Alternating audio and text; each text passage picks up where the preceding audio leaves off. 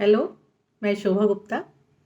आज एक नई टॉपिक के साथ आज हम अध्ययन करेंगे 1857 की क्रांति के बारे में। भारत में 1857 की क्रांति 10 मई 1857 को प्रारंभ हुई थी। मेरठ छावनी में सर्वप्रथम यहाँ बगावत हुई पैदल सेना और घुड़सवार सेना के द्वारा। पैदल सेना ने मेरठ छावनी पर अधिकार किया और घुड़सवार सेना ने बगावत कर दिल्ली की ओर कूच कर दिया। दिल्ली में जाकर मुगल सम्राट बहादुर शाह जफर से नेतृत्व की गुजारिश की। मुगल सम्राट के पास कोई और विकल्प नहीं था, अतः उन्होंने नेतृत्व करना स्वीकार कर दिया। इस तरह से 1857 की क्रांति को एक वैधता प्रदान हो गई। विद्रोह का जो तरीका था वो लगभग सभी छावनियों में एक समान था। एक छावनी से दूसरी छावनी में जैसे जैसे विद्रोह की खबर फैलती गई वैसे वैसे ये विद्रोह आगे बढ़ता गया। इसकी शुरुआत बिगुल बजाकर, तोप का गोला छोड़कर, शस्त्रागारों को लूटकर, सरकारी दफ्तरों खजानों को लूट लिया गया, बंगलों पर टेलीग्राफ का हमला कर दिया गया। विद्रोह के जो सिपाही थे आपसी समन्वय के साथ में योजना बना करके ये कार्य कर रहे थे। आम जनता भी इसमें सम्मिलित होती चली गई। इसमें शहरों में अमीरों व जागीरदारों पर हमले हुए क्योंकि वो भी अंग्रेजों के वफादार थे और उनको उनका पिट्ठू माना जाता था। अलग अलग जगह पर वहाँ के मुख्य नेता जैसे जमींदार या शासक वर्ग को विद्रोहियों ने दबाव में लेकर नेतृत्व के लिए तैयार किया। जैसे कानपुर में नाना साहब को, झांसी में रानी लक्ष्मीबाई, बिहार में जमींदार कुंवर सिंह, लखनऊ में नवाब के बेटे बिरजिस कद्र को, आम जनता में धार्मिक नेता के शंभू पैगंबर को भी प्रसार का नेतृत्व दिया गया। इस तरह से भारत में क्रांति का नेतृत्व अलग अलग जगह पर जमींदारों या शासक वर्ग को के द्वारा किया गया। कुल जाति का नेतृत्व गोंडू नामक व्यक्ति ने किया था। इस क्रांति को जो हवा मिली उसके पीछे कई अफवाहें और भविष्यवाणियां भी थी। जैसे ये अफवाह भी फैल गई थी कि जो अंग्रेजों के द्वारा जो कारतूस काम में दिए गए थे सैनिकों को, उसमें सुअर और गाय की चर्बी लगी हुई थी, जिससे हिंदू और मुस्लिम सैनिक भड़क गए और उन कारतूसों का प्रयोग करने के लिए उन्होंने मना कर दिया, जिससे सेना में विद्रोह हो गया। दूसरा, बाजार के अंदर जो आटा आता था उसमें भी अफवाह फैल गई कि उसमें सुअर और गाय की चर्बी को या उनकी हड्डियों को चूरा मिला दिया गया है, जिससे जनता को भी उन पर से भरोसा हट गया अंग्रेजों पर से।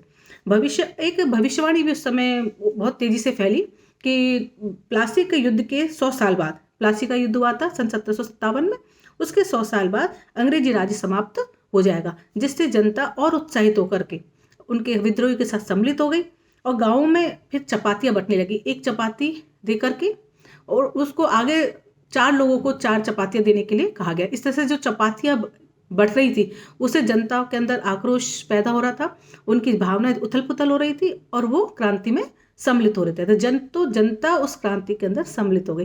तो और हम जानते हैं कि जब आम जनता जब सम्मिलित हो जाती है किसी भी काम में तो वो कार्य तेजी से होता है और बहुत जल्दी से प्रसारित होने लगता है। तो इन सभी चीज़ों के पीछे जो ये विद्रोह हुआ था उनके पीछे क्या कारण रहे होंगे? तो पहला कारण था कि सती प्रथा पर रोक लगा दी गई थी और विधवा पुनर्विवाह को कानूनन वैधता प्रदान कर दी गई। मतलब जो एक सामाजिक व्यवस्था थी उसमें हस्तक्षेप किया गया था। यह हालांकि हित में थी, लेकिन उस समय के लोगों के हिसाब से ये उनके लिए हस्तक्षेप लगा उनको। अंग्रेजी शिक्षा में बढ़ावा देने के लिए अंग्रेजी माध्यम के स्कूल, कॉलेज और विश्वविद्यालय खोल दिए गए। गोद प्रथा पर रोक लगा दी, जिससे झांसी के अंदर आंदोलन हो गया या झांसी का शासक वर्ग भड़क गया। अवध को अवैध तरीके से हड़प लिया गया। नई भू राजस्व व्यवस्था लागू कर दी गई। ईसाई धर्म का प्रसार किया गया, जिसे हिंदू और मुस्लिम दोनों धर्म के लोगों को ऐसा लगा कि उनके धर्म को समाप्त करके अंग्रेज भारत में ईसाई धर्म को फैलाना चाहते हैं। अवध में विद्रोह क्यों हुआ था? तो अवध का जो शासक था उसने अंग्रेजों का वर्चस्व मान लिया था, लेकिन फिर भी लॉर्ड डलहौजी ने अवध पर कुशासन और अव्यवस्था का आरोप लगाकर वहाँ के नवाब को निर्वासित कर दिया कलकत्ता के लिए, जिससे जनता एक साथ में भड़क गई। क्योंकि जो वहाँ की जनता थी वो अपने नवाब के साथ में बहुत अच्छे से मतलब घुली मिली थी, या ये कहेंगे कि वो अपने नवाब को बहुत प्यार करती थी। तो जबकि अवध के लिए लॉर्ड डलहौजी ने ये कहा था कि ये गिलासवल एक दिन 1851 में कि ये एक दिन ये हमारे ही मुंह में आकर गिरेगा। ये अवध के लिए कहा था 1851 और 1856 में इसको अंग्रेजों ने कुशासन का आरोप लगा करके हड़प लिया। तो जनता के अंदर बहुत दुख और अपमान का भावना उनके अंदर हुई, और वो नवाब को जो निर्वासित किए जाने पर वो बहुत उनके पीछे पीछे रोते हुए नवाब के पीछे पीछे तक गए। और इसके अलावा जो नवाब के हटने से जो अव्यवस्था हुई, सबसे बड़ी बात हुई कि दरबारी सभ्यता और संस्कृति नष्ट हो गई। दूसरी बात, संगीतकार, नर्तकी, कवि, कारीगर, बावर्ची, नौकर, सरकारी कर्मचारी, सभी की रोजी रोटी छिन गई, क्योंकि जब दरबार ही नहीं रहा तो कर्मचारी भी खत्म हो गए, हटा दिए गए। तो इस व्यवस्था के साथ में ये कह सकते हैं कि जब फिरंगी शासन भारत के अंदर आया तो उसके साथ ही भारत में एक दरबारी जो व्यवस्थाएं थी, राजा की, नवाबों की जो दरबार प्रथा थी, वो समाप्त हो गई। तो एक युग का समाप्त हो गया, और फिरंगी राज का ना नई युग की प्रारंभ हो सकता है, नई दुनिया की शुरुआत हो गई। दूसरी बात, किसानों पर करों का बोझ उन्होंने बहुत अधिक बढ़ा दिया था। तालुकदारों की शक्ति को नष्ट कर दिया गया, उनके किलों को और उनकी सेना को भी समाप्त कर दिया या नष्ट कर दिया। दस्तकारों व कारीगरों के सामने रोजी रोटी का संकट पैदा हो गया। तालुकदारों के समापन के साथ ही भारत के अंदर सामाजिक व्यवस्था भी छिन्न भिन्न हो गई। सिपाहियों में जो असंतोष था, उसका एक चर्बी लगे कारतूसों के अलावा उनको अंग्रेजों के सैनिकों से कम वेतन दिया जाता था। तब समान पद पर होने के बावजूद भी उनके अपेक्षाकृत उन्हें वेतन कम मिलता था। समय पर छुट्टियां नहीं मिलती थी। अफसर जो थे, अंग्रेज अफसर, उनके साथ बदसलूकी करते थे।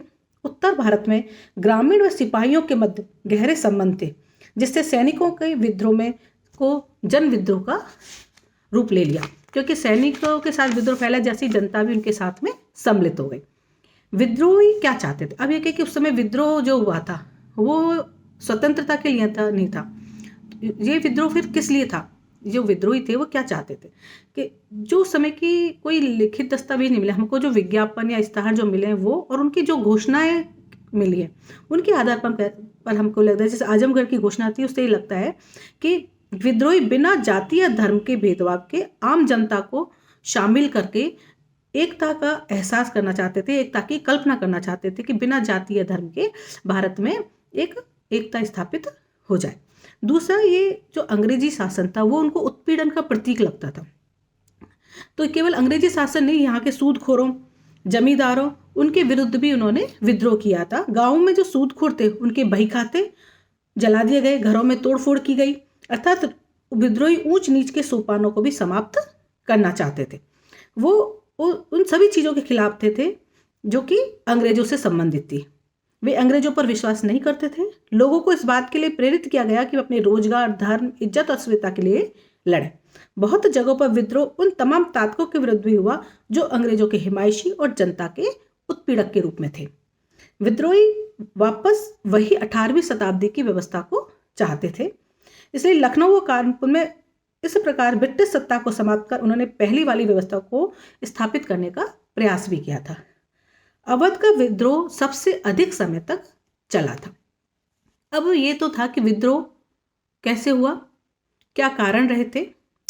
अब विद्रोह जब फैल गया तो अंग्रेजों ने दमन चक्र चलाया। इसको चलाने के लिए उन्होंने उत्तर भारत में मार्शल लॉ लागू कर दिया।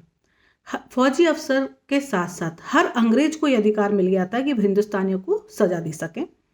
कानून और मुकदमों की प्रक्रिया को बंद कर दिया गया और विद्रोह की केवल एक ही सजा होती थी, सजाए मौत। नए कानून में ब्रिटेन में आई नई सैनिक टुकड़ियों द्वारा विद्रोह को कुचला गया।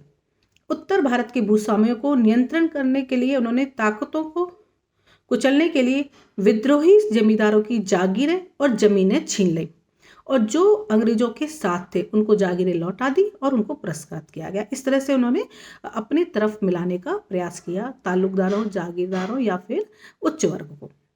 विद्रोह की जो छवि ब्रिटिश में प्रस्तुत की गई थी, ब्रिटेन में जो प्रस्तुत की गई थी, वो वहाँ के पत्र पत्रिकाओं के साथ से ये पता चलता है कि वो बहुत ही लोमहर्षक शब्दों में वहाँ पर विद्रोहियों को दिखाया गया था, एक बर्बर तरीके से, कि उसमें ब्रिटेन के जो युवक, औरतें, बच्चों को एक घेरे में लेकर के और उनको असहाय सा दिखाया गया था, जिससे वहाँ की भावनाएं भड़की और वो विद्रोहियों को से प्रतिशोध लेने और सबक सिखाने के लिए मांग करने लगे।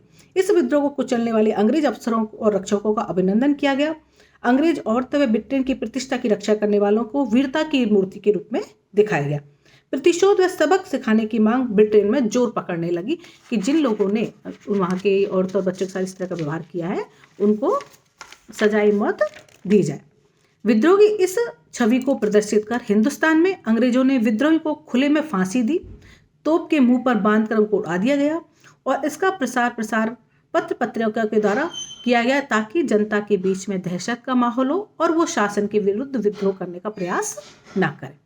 लॉर्ड कैनिंग ने विद्रोहियों के साथ नरमी के सुझाव दिया, जिससे ब्रिटेन में उसका मजाक बनाया गया और एक पत्रिका पंच में तो एक कार्टून भी छपा जिसमें कैनिंग को एक बुजुर्ग व्यक्ति के रूप में दिखाया गया जो कि एक भारतीय सैनिक के सिर पर हाथ रखा हुआ है। राष्ट्रवादी दृश्य की कल्पना। लेकिन राष्ट्रवादी, अब हम ये तो हमने पढ़ा कि 1857 की क्रांति का क्या स्वरूप था और अब उसको किस तरह से दबाया गया, लेकिन अगर हिंदुस्तान की दृष्टि से हम देखें तो 1857 की क्रांति का क्या स्वरूप रहा और क्या परिणाम रहा। तो ये भारत में 1857 की क्रांति के बाद राष्ट्रवादी आंदोलन को प्रेरणा मिली और गति भी मिली और तेज होना शुरू हो गया। इससे भारत के अंदर प्रथम स्वतंत्रता संग्राम के रूप में याद किया जाता है, क्योंकि इसके बाद भारत में राष्ट्रवादी भावनाएं तेजी से बढ़ी और भारत के अंदर एक संस्थाएं बनने लगी। उसका परिणाम था 1885 में कांग्रेस की स्थापना। इस तरह से नए नेता बने और उन्होंने राष्ट्रवादी भावनाओं को बढ़ाने में पत्र पत्रिकाओं के द्वारा जनता के बीच में नरम दल गरम दल इस तरह से नेता बने आगे। और ये सभी जो राष्ट्रवादी भावनाएं थी वो इस क्रांति के बाद में ही हुई थी। तो भारत के लिए एक प्रथम स्वतंत्रता संग्राम के रूप में था ये, जिसमें सभी तबके के लोगों ने भाग लिया था। इसमें जो नायक नायिका थे यानी नेता थे उन पर कविताएं लिखी गई, उन्हें वीर योद्धा के रूप में चित्रित किया गया, जिसका उदाहरण है सुभद्रा कुमारी चौहान के द्वारा लिखी गई कविता खूब लड़ी मर्दानी वो तो झांसी वाली रानी थी, जिससे हमने बहुत अच्छे से पढ़ा हुआ है। और उसके जो बोल हैं, वो कविता है, वो आज भी लोगों के अंदर जोश भरने के लिए काफ़ी है। तो हमने ये देखा है कि इससे राष्ट्रवादी चित्रों से हमारी राष्ट्रीय कल्पना को उन्होंने इन जो चित्र किया गया कविताओं के द्वारा, कवियों के द्वारा और लेखों के द्वारा, जिससे राष्ट्रवादी भावनाएं और राष्ट्रवादी भावनाओं को एक कल्पनाओं को एक नया रूप मिला। तो इस क्रांति को पढ़ने के बाद या इस अध्याय के पढ़ने के बाद, इस टॉपिक के बाद, हम इसके अंदर जो मुख्य प्रश्न बनते हैं वो कौन से बनते हैं, अब आगे की वीडियो में हम उस टॉपिक के अंदर बनने वाले प्रश्नों को भी देखेंगे। तो इसमें बनता है सबसे पहला कि 1857 की क्रांति का क्या कारण था, क्या परिणाम रहा, उसका स्वरूप कैसा था, उसके में प्रमुख नायक या नायिकाएं, नेता कौन थे जिन्होंने उसका नेतृत्व किया, ताल्लुकदारों की सत्ता के छिनने का क्या परिणाम रहा, शाहमल कौन थे, धार्मिक और सामाजिक क्या कारण थे, राजनीतिक असंतोष क्यों था, विद्रोह को दबाने हेतु क्या कार्रवाई की गई थी, और इसको भारत में का प्रथम स्वतंत्रता संग्राम कैसे कह सकते हैं। इस तरह के इस टॉपिक में से प्रश्न बनते हैं। आशा है आपको ये टॉपिक अच्छे से समझ आ गया होगा। तो ध्यान से पढ़ो और जो भी चीज़ अच्छी सी लगे उसको नोट करते चला करो। Thank you.